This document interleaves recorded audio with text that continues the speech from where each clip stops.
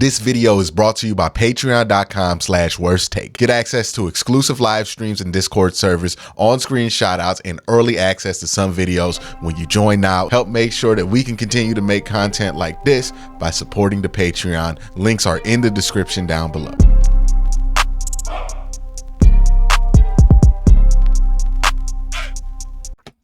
There's a concern amongst Browns fans that they might lose their longtime offensive line coach in Bill Callahan.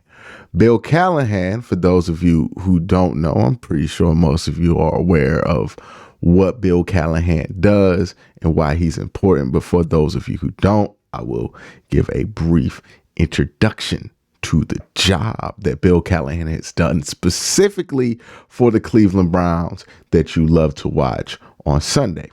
Now, Bill Callahan is well respected amongst one of the most respected offensive line coaches in all of the NFL. You will not find a reputable NFL person who has a bad thing to say about Bill Callahan as an offensive line coach. He might not have had the greatest reputation when he was a head coach in Oakland after John Gruden had left, but to a T, everybody says that this man knows offensive line. Like, he is the best that is out there. Why he has proven that in Cleveland? Okay, well, I'll tell you why. He has been able to develop a great offensive line culture. If you notice, a lot of the Browns' best culture guys are offensive linemen. The Browns have also been able to develop offensive linemen for various different roles, big and small, right? From the small things like Nick Harris being able to play fullback, from things like being able to have a backup, a third string swing tackle in James Hudson, or even Garyon Christian being able to hold up as long as he held up, given the fact that he was on the street as a free agent in October. Like, dead serious. We were starting a left tackle for half the year that was looking the UFL dead in the face. I'm not even joking. Like, he was gonna, if the Browns did not pick up Garyon Christian, there's a good chance he'd be playing for the Birmingham Stallions right now, which is no shame. UFL still pro football, but that's just where the Browns were at. And they still were able to squeeze out a couple of good weeks out of him, which is a credit to Bill Callahan. Another credit to Bill Callahan, and this doesn't get talked about enough, is the development in blocking in some of your non-blocking players. David Njoku, right? He came in 2020. David Njoku's progression as a run and pass blocker has jumped tremendously since he has joined the Cleveland Browns. Even Nick Chubb has improved as a pass protector since Bill Callahan has been the offensive line coach for the Cleveland Browns. Kareem Hunt got better at run blocking. Pretty much any running back that we've had has gotten better at pass blocking. And that's really important for these guys. So not only at the key positions, right? The Wyatt Tellers that he's developed. You know, Wyatt Teller was just a regular dude on this roster we didn't think much of. We were ready to call the trade for him for like a 4th or 5th round pick, whatever John Dorsey gave up for Wyatt Teller. We were ready to call that one a failure after 2019, when Wyatt didn't show that much. But then 2020 comes around, Bill Callahan comes around, and all of a sudden Wyatt Teller is an all-pro football player. Ethan Posick was nobody. He was supposed to compete for the backup job while Nick Harris took the starting job. Ethan Posick ended up being not an all-pro, but a Pro Bowl level center in the NFL. Joe Bitonio didn't really need that much development, but you know, we've seen where we're trying to get to Jed with. That's not been one of Bill's biggest successes. But DeJuan Jones making the rookie all-pro team, the all-rookie team, my bad, is a huge success for Bill Callahan. This man has done a hell of a job as the offensive line coach, and it reaches past the offensive line. A lot of the run game adjustments aren't credited to Stump Mitchell, right? Especially the ones that worked. They're credited to Bill Callahan. Now, I don't know what Stump Mitchell's responsibilities were. I don't know if he was good at those responsibilities. I'm just telling you right now, when it comes to the blocking stuff, when it comes to the scheming of the run game, Bill Callahan was not just the offensive line coach. From everything that I glean from what these coaches have said themselves about how it operates, Bill Callahan was quasi a run game coordinator as well for this team.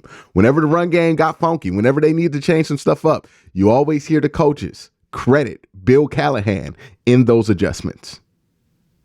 I'm just giving it to you straight up. That's how it is. That's the importance that he has. So when his son, Brian Callahan, gets a job as, I believe, the head coach for the Tennessee Titans, you start to get concerned if you're a Cleveland Browns fan, because not only has Bill Callahan been integral in your offensive line growth as the offensive line coach, your entire identity that you've built as the Cleveland Browns the last 4 years has been built through the job that Bill Callahan has been able to do. So when his son gets a head coach job and it looks like he might want to go follow his son, there's reason to be concerned if you're a Browns fan. Now, one of the questions I have before I get too overly concerned was Bill Callahan, or is Bill Callahan's job done? Did he do everything that he needed to do in Cleveland? And is it just time for him to move on to better things, and for the Browns to move on to better things? And, you know, so many times in sports, we think a coach leaving or guys deciding to go a different route is inherently a negative thing. Like, it has to be, like, sometimes it's just neutral, right? Sometimes it's just mutual or neutral, whatever it needs to be. And before I panic, because I know the great job Bill Callahan's done, I have to ask myself that question, right? Has he done pretty much everything that he can do? Joe Butonio, he's as developed as he's ever going to be. Ethan Posick is as developed as he's going to be.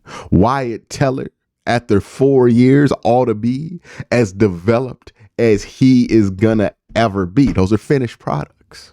They're not going to really sway that much with the offensive line coach that you have. Another thing that's a finished product with this team is with that veteran leadership in that offensive line room, where you have 3 guys in there who've been here multiple years, 2 guys who have been here very long, and 1 guy who's the most tenured player on your team at that position. I believe you have a strong offensive line culture in place that will be able to survive whether Bill Callahan is there or not. When it comes to guys who you want to get more out of, Jed Wills, I think that Bill Callahan has gone as far as he can go.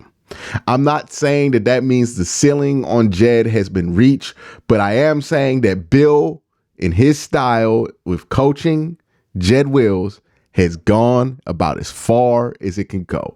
Maybe somebody else with a different approach is able to get to Jed in a way that's able to get more out of him. But I do feel like after 4 years, Jed with Bill has gone as far as it can go. DeJuan Jones. We all know that Bill Callahan reportedly wasn't the most thrilled with this pick because he wasn't in love with the pre-draft stuff with DeJuan Jones. I don't know if that has affected their relationship. DeJuan looks like he was able to learn a ton from Bill Callahan. And also DeJuan Jones is just a freak of nature, right? So inherently, he's going to be pretty fine, right? And then you might have to keep Jack Conklin. So even that, you have a strong culture in place. And most of the guys that you have developed are developed. Now, there is a question of, hey, this is the year where the Browns look to probably draft a left tackle in the first 3 rounds of the draft. Given that they only have a second round and a third round pick, they're probably going to take them in the second round or third round. So who's going to develop that guy, right? That's the main thing that you're going to probably miss Bill Callahan for, is the input on that guy, getting pointed in the right direction with that guy, and picking that guy in the draft. Now, again, you can get a new offensive line coach in here and that'll solve it. Or maybe Bill Callahan stays and you don't have to worry about these problems. But I do think that if Bill Callahan were to leave, while it would not be desirable for the Cleveland Browns, right? They would much prefer to keep Bill Callahan as the offensive line coach. I do think the Browns are in a position to be able to take that hit and be fine. They might be able to expand in different areas. And goes back to the conversation I had about why they had to get rid of Alex Van Pelt. Not because Alex Van Pelt is a bad coach, but because they want to expand their comfort zone. And expanding your comfort zone means getting some new faces in there, getting some new philosophy in there, and getting some new voices in there, right? And maybe if you have to move on from Bill, that could be the silver lining of it. But you would probably prefer to keep Bill, because I would trust Bill's ability to flip and be able to do something different. But if it came down to it, that could be a silver lining there, right? Maybe a different approach gets more out of Jed Wills. Maybe a different approach is better for those tackle positions when it comes to blocking for somebody a little bit more mobile, like Deshaun Watson, and like the guy who's probably going to replace Deshaun Watson when the time comes, whether that be in 2025 or 2027. We know where the quarterback position is going. We know where the adjustments need to be made, and we know where the future of the left tackle is going to be. So if Bill Callahan has to go to be with his son, I do think the Browns are at a place where you can let him go off the greener pastures and you'll be fine. Also, another thing to keep in mind, and look, I'm not saying that Bill Callahan is not capable of this. Before I get into the Browns do need to change here, I am not in any way saying that Bill Callahan is not capable of this. Bill is more than capable to help the Browns in any change that they want to facilitate and help the Browns make those adjustments. And he's not just more than capable, he's more than qualified, and he's more than able and willing to do it. But if they do have to make changes, there's going to be some things that they're going to want to look for, right, in a new offensive line coach. The fact is that when the Browns brought in Bill Callahan in 2020, their offensive line approach for quarterbacks and running backs was much different than it is today. It's changed since 2020. The type of quarterback that they're looking for is changing. The type of offense that they're looking to protect a quarterback in is changing. And look, I don't think that these changes are only for Deshaun Watson, right? I don't think that they're trying to custom make a offense just for Deshaun Watson. Will it happen to be that the offense is probably going to fit Deshaun Watson's skill set better? Yes, but that's because Deshaun Watson is a modern quarterback, and the Browns are building an offense for a modern quarterback.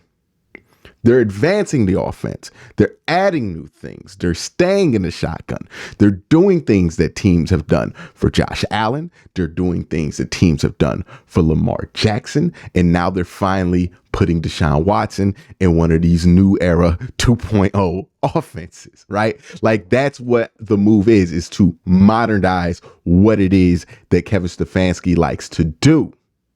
Same way Sean McVay did, same way Kyle Shanahan did, same way Matt LaFleur has done with the same concepts that Kevin likes. He has advanced them. It's what they're looking to do in Cleveland. And since that requires a different type of running back and a different type of run style, since that requires a different type of quarterback, right? They started with Baker Mayfield. Now it's Deshaun Watson. Say what you want about Baker. Say what you want about Deshaun. We know that they play quarterback very differently. They're not similar at all. They don't have similar strengths. They don't have similar weaknesses. They're very different. So how you protect for those quarterbacks is going to be very different. How you protect for running back, how you select running backs to pair with that quarterback is going to be different. Now, Nick Chubb's universal. But how Nick Chubb is going to be used is going to be a little different with Deshaun Watson than it would be under a traditional quarterback like Baker Mayfield or Joe Flacco or whatever, like a pocket style old school quarterback that's getting phased out the game. Now, again, pocket matters. It's always going to matter. I'm not saying that they're phasing out the pocket in the NFL, but what I am saying is that it's changing how you play out the pocket. It's out of the gun 70% of the time. It's motion. It's all of these things. It's more of that college stuff that's being brought into the NFL, or that's been brought into the NFL for years now at this point. So that's what changes. And with those changes, even though Bill Callahan is more than qualified to make those adjustments, if you had to lose somebody like Bill Callahan, when you're trying to, I think the best time to lose somebody like that is when you're trying to make the adjustments that the Cleveland Browns are making. That is when you're most prepared to make that kind of change. So if the Browns lose Bill Callahan, I don't think it's going to be the biggest deal in the world. It's not because I don't have respect for the job that Bill Callahan does. He's done a great job. It's not because I think that they're going to phase out offense. It's nothing crazy like that. Bill Callahan has done a great job, and Bill Callahan is going to continue to be a great offensive line coach for whatever team, even if it's the Browns, if it's the Titans, he's going to be a great offensive line coach, and he's going to help whatever team he's on.